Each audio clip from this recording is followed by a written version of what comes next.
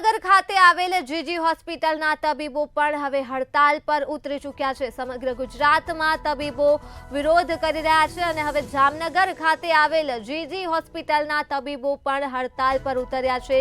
Junior અને resident તબીબોએ હડતાલ નોંધાવી છે, ત્યારે માત્ર એમરજન્સી સેવાઓમાં જ તબીબો પોતાની ફરજ બજાવશે। કોલકાતાની ઘટનાના પડઘા જામનગર સુધી પહોંચ્યા છે, ત્યારે 500 થી પણ વધારે તબીબો હડતાલ ઉપર ઉતરી ચૂક્યા છે। જામનગર ખાતે અને હાથમાં પ્લે કાર્ડ રાખી સૂત્રોચ્ચાર કરવામાં આવી રહ્યા છે। તબીબો દ્વારા જુનિયર અને રેસિડેન્ટ તબીબોએ હડતાલ કરી છે અને કુલ 500 થી પણ વધારે તબીબો આ હડતાલ પર ઉતર્યા છે અને પોતાનો વિરોધ નોંધાવી રહ્યા છે। કોલકાતા ખાતે થયેલ દુષ્કર્મ હત્યા કેસને લઈ સમગ્ર ગુજરાતમાં આજે તબીબો વિરોધ કરી રહ્યા છે, ત્યારે જામનગર ખાતે આવેલ જીજી હોસ્પિટલના તબીબો પણ હડતાલ પર ઉતર્યા છે। ત્યારે માત્ર એમરજન્સી સેવાઓમાં જ આ તબીબો પોતાની ફરજ બજાવશે।